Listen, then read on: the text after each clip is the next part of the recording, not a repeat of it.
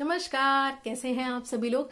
आज हम बात करने वाले हैं लीवर पेन होने पे हमें सबसे पहले क्या करना चाहिए और हमें कैसे पता चलेगा कि क्या ये लीवर पेन है या फिर जो फॉल्स लीवर पेन होते हैं वो है। तो दोनों को डिफ्रेंशिएट करने का तरीका बहुत ही इजी है। कई बार जब फॉल्स लीवर पेन होते हैं जो कि आराम से आना स्टार्ट हो जाते हैं आपके 7वें महीने से, और कुछ लोगों को उससे पहले भी 6 मंथ से स्टार्ट हो जाते हैं, तो नेचुरली ये 9 मंथ में ज्यादा बढ़ जाता है, तो लोग उसको क्या है लीवर पेन समझ लेते हैं और तुरंत ही डॉक्टर के पास चले जाते हैं। फिर डॉक्टर बताएंगे नहीं नहीं अभी ये नहीं है, अभी ये टाइम नहीं है, अभी आप और घर जाओ, है ना। तो आज का पूरा वीडियो अगर आप सुनते हैं तो आपको पता चल जाएगा कि रियल लेबर पेन और फॉल्स लेबर पेन में क्या अंतर है और लेबर पेन होने पे सबसे पहले क्या करना चाहिए। तो चलिए वीडियो को स्टार्ट कर लेते हैं। पहले तो डिफरेंस समझ लेते हैं। जो आपका फॉल्स लेबर पेन होता है उसमें आपका जो स्टमक एरिया है वो टाइट हो जाता है, यानी कि काफी हार्ड आपको महसूस होगा, डिस्कम्फर्ट सा लगेगा, हल्का हल्का सा पेन होगा जिसको कि ब्रैक्सटन हिप कॉन्ट्रैक्शन बोलते हैं।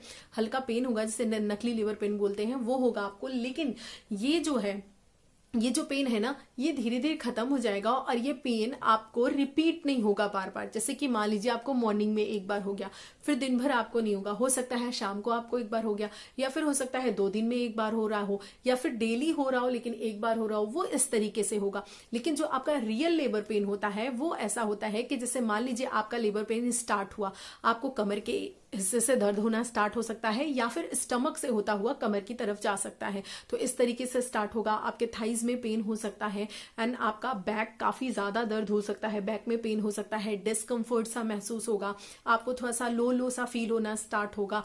और ये सबसे बड़ी और इम्पोर्टेंट बात ये है कि ये जो लीवर पेन है ये आपका रुकता नहीं है, ये बढ़ता जाता है। कहने का मतलब ये है कि अगर ये हर 25 मिनट पे आ रहा है, यानी कि अभी आया है, अभी आपको हल्का सा पेन महसूस हुआ है, तो ये अचानक से नहीं बढ़ जाता, ये धीरे धीरे बढ़ता है। अभी मान लीजिए 25 मिनट पे आया है, तो फिर ये क्या होगा, अगले 25 मिनट के बाद आएगा, फिर धीरे धीरे करके ऐसे ऐसे ये बढ़ता जाएगा। फिर हो सकता है आपका 24 मिनट पे आए, फिर 24.5, फिर 23, फिर 22 मिनट पे रिपीट हो। इस तरीके से करते करते ये बढ़ता है। फिर आपके पास काफी टाइम होता है, यानी कि जब आपके एक्टिव लेबर पेन स्टार्ट होते हैं तभी भी उसके बाद आपके पास काफी टाइम होता है, क्योंकि ये जो लेबर पेन स्टार्ट होता है ये बढ़ते बढ़ते काफी कम तक चला जाता है। जब ये एकदम रिपीट होने लगता है, यानी कि जब आपका गर्भाशय का मुंह खुल जाता है, म्यूकस बाहर आ जाता है, बच्चेदानी का मुंह खुल जाता है, तब जाकर ये प्रोसेस, ये काफी लंबा टाइम होता है। तो आपके पास टाइम है। अगर पहले तो इतना डिफ्रेंशिएट कर लीजिए कि फॉल्स है या ट्रू है। अगर ट्रू है, आपको लग रहा है कि ये रिपीट हो रहा है, यानी कि 25 मिनट के बाद आया, फिर उसके 25 मिनट के बाद आया, फिर 20 मिनट के बाद आया, इस तरीके से आपको लग रहा है कि ये एक बार आने के बाद बंद नहीं हो रहा है, ये रिपीटेडली आ रहा है बार बार, तो इसका मतलब ये है कि ये ट्रू लेबर पेन है। ऐसे में आप क्या कर सकते हो, थोड़ा देर आपको आराम करना है, थोड़ा सा रिलीफ होना है, आप थोड़ा सा वॉक कर सकते हो थोड़ी देर के लिए, या फिर आपको लग रहा है आप नहीं समझ पा रहे हो, आप डिफ्रेंशिएट नहीं कर पा रहे हो, अभी एक ही बार आया, 2 ही बार पेन आया, आपको और थोड़ा सा टाइम लेना है, तो बिल्कुल आप ले सकते हो। ऐसे में आप थोड़ा सा वॉक कर सकते हो। लेकिन ध्यान रखिएगा कि ऐसे सिचुएशन में आपके पास कोई ना कोई हो, क्योंकि ऐसे में अगर आप अकेले हो तो हो सकता है आप गिर भी सकते हो, तो क्योंकि आप इस समय वीक फील कर रहे हो, थोड़ा सा नर्वस हो सकते हो, आपका ग्लूकोज लेवल लो हो सकता है, बीपी कई बार हाई हो जाता है, तो काफी सारी कंडीशंस हो सकती हैं। तो इस वजह से आपको अपने साथ किसी ना किसी को लेना है। आप इस समय वार्म वाटर बाथ भी ले सकते हो, जो कि काफी ज्यादा रिलीफ देता है। आप थोड़ी देर के लिए रेस्ट कर सकते हो। अच्छे से आप कोई चीज हॉस्पिटल जाने की आराम से तैयारी कर सकते हो। बाकी सारी चीजें आपने पैक की हैं तो बहुत अच्छा है, पहले से ही। नहीं पैक की है तो बिल्कुल हड़बड़ाइए मत, अभी भी आपके पास टाइम है।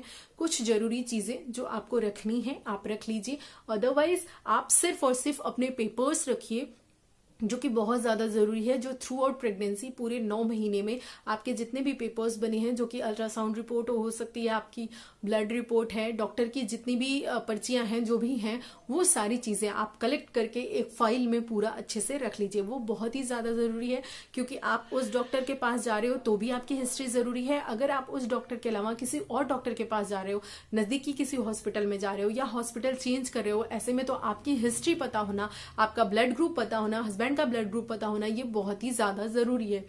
तो अपने सबसे पहले अपना जो फाइल है वो रखना है, और साथ ही कोशिश कीजिए अगर आसपास कोई शॉप हो या जाते समय रास्ते में या आपके घर में ही हो तो कोशिश कीजिए ग्लूकॉन-डी रख लीजिए, या फिर जो पार्ले जी का बिस्किट होता है वो भी बहुत अच्छा काम करता है ग्लूकोज का, तो वो बिस्किट रख लीजिए। क्योंकि अभी जब आपके लेबर पेन स्टार्ट हुए हैं तब से जब आपकी डिलीवरी होने वाली है इतने में काफी ज्यादा समय है, और ऐसे में अगर आप अभी से नर्वस हो जाओगे, परेशान हो जाओगे, और ये पूरी जर्नी है, इतनी देर में आपने अगर कुछ खाया पिया नहीं है तो आपके अंदर एनर्जी नहीं रह जाएगी कि आप बेबी को पुश कर सको सही टाइम से। तो इसीलिए जरूरी है कि आप अपनी फाइल्स के साथ जाने से पहले, अभी आपके पास टाइम है, बस आपको कुछ चीजें रखनी है, जैसे कि आप अपना एक वाटर बॉटल रख लीजिए अपने पास में, अपने पास पार्ले जी बिस्किट रख लीजिए, और कोई बिस्किट मत रखिए क्योंकि यही बिस्किट आपका काम करेगा।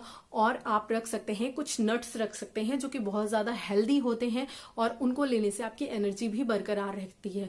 तो आप नट्स रख लीजिए कुछ, उसको आप थोड़ी थोड़ी देर पे कोशिश कीजिए लेते रहिए। ये सारी चीजें अगर आप करते हैं तो आपके लिए बहुत ही हेल्पफुल होगा, और आपके अंदर अगर एनर्जी रहेगी, आपका एनर्जी लेवल बहुत ज्यादा डाउन नहीं जाएगा, तभी आप अच्छे से बेबी को पुश कर पाओगे। अदरवाइज अभी काफी लंबा समय है और इतने में आप पहले ही परेशान हो जाओगे तो वो वाला फेज जो है आपके लिए बहुत ज्यादा डिफिकल्ट हो जाएगा, घबरा जाओगे, नर्वस हो जाओगे, बीपी हाई या लो होने लगा तो फिर नॉर्मल डिलीवरी होने भी वाली है, चांसेस है भी आपके 99%, तो भी वो सिजेरियन हो जाती है।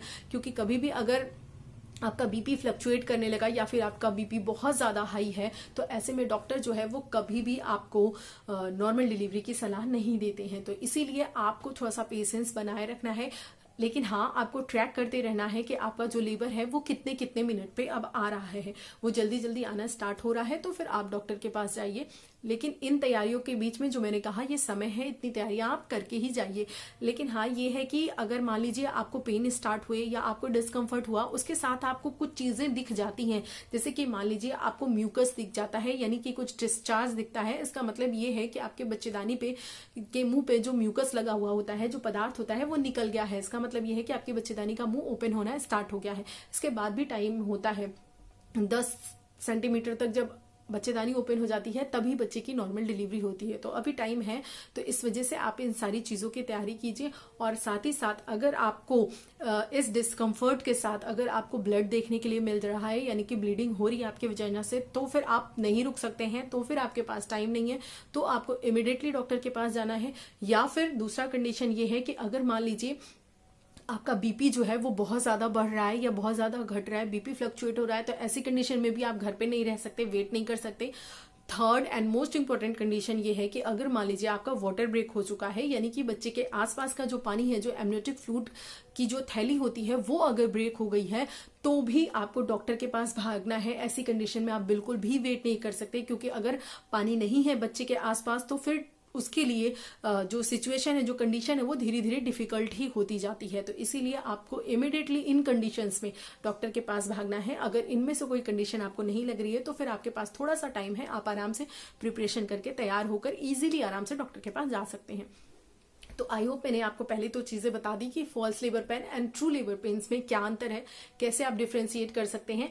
जो फॉल्स लेबर पेन होगा वो रिपीटेडली एक ही दिन में बार बार नहीं होगा, कुछ कुछ मिनट्स पे नहीं होगा, जबकि जो ट्रू लेबर पेन है सबसे बड़ी एक जिसे बोल सकते हैं रिदमिक टर्म होता है, यानी कि वो जितने मिनट्स पे आ रहा है उतने मिनट पे फिर उससे धीरे धीरे धीरे धीरे कम ही होता जाएगा, बढ़ेगा नहीं, वो धीरे धीरे उसकी टाइमिंग कम होती जाती है।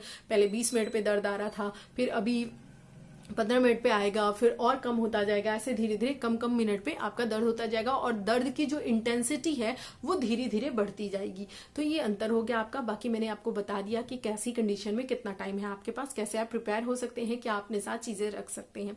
अगर वीडियो अच्छा लगा हो, इन्फॉर्मेटिव लगा हो, तो वीडियो को लाइक कर दीजिएगा, शेयर कर दीजिएगा अपने फ्रेंड्स एंड फैमिली के साथ। चैनल पे नए हैं तो चैनल को सब्सक्राइब करके ब्यूटीफुल से फैमिली का हिस्सा बन जाइएगा आप भी। और हाँ कि मैं कवर करूं, जिसपे मैं वीडियो बनाऊं, तो आपका मोस्ट वेलकम है।